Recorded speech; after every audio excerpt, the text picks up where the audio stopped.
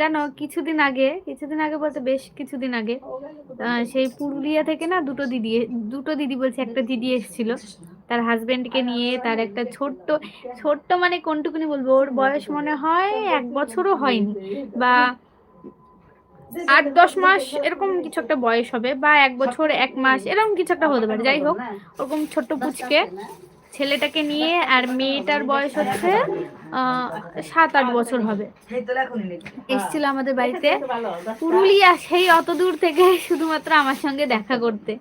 আমি তো পুরো অবাক। মানে তার হাজবেন্ড তাকে বলেছে যে তুমি কান্নাকার বাড়িতে যাচ্ছ, হ্যাঁ কোনো ইসে নেই, দেখবে ওরকম কেউ কারোর বাড়ি যায় নাকি, যদি যাও দেখবে তোমাকে ব্লক করে দেবে, তুমি ফোন করো। মানে ওই দিদিটা যখন আমাকে ফোন করেছিল তখন সে বললো যে সে ট্রেনে আছে। আমি বললাম যে তুমি এরকম স্টেশনে নেমে আমাকে একবার ফোন করো, আমি কি নিয়ে আসবো। তারপর ওই দিদি স্টেশনে নেমে আমাদের বাড়ি যেখানে, এখানটায় এসে নিয়ে আমাকে ফোন করেছে। তখন আমি একটা কাজ করছিলাম, ভিডিও করছিলাম। আমি যখন রোজের স্টিক বানাচ্ছিলাম, ভিডিও আপলোড করেছি ঠিক সেই সময়টাতে, তো আমি ওই ভিডিওটাই করছিলাম।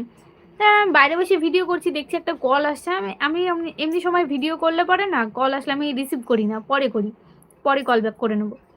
তো ওই দিদিটা কল করেছে সেদিন, আবার আমার কি মনে হলো যে রিসিভ করেছে, আর দেখছি ওই দিদিটা। আমি তাই ভাবছিলাম পরে যদি আমি এটা না ধরতাম, সে আমার বাড়ির এইখানটাতে এসে আমাকে ফোন করেছে যে পাখি তোমার বাড়ি কোথায়, আমি যাব, আমাকে এসে নিয়ে যাও, আমি এই জায়গাটায় আছি। তার আমি যখন ফোনটা ধরলাম তখন দিদিটার সঙ্গে কথা হলো যে দিদি, তখন ওই দিদি বললো যে আমি এখানে আছি পাখি, আমাকে এসে নিয়ে যাও।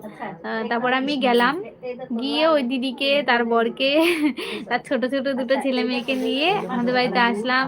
আর মানে এত খুশি হয়েছে। তারপরে দিদি বলছে তুমি যদি আমার কলটা রিসিভ না করতে, তাহলে আমাকে যে কি হারে ধোয়াতো, মানে তার আর কোনো ইয়ত্তা নেই যে আমাকে কিরকম দেওয়ান দিত। কারণ পুরোপুরি আমি তোমার উপর নির্ভর করে চলে এসেছি।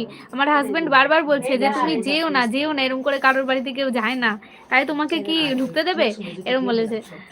আমি তোমার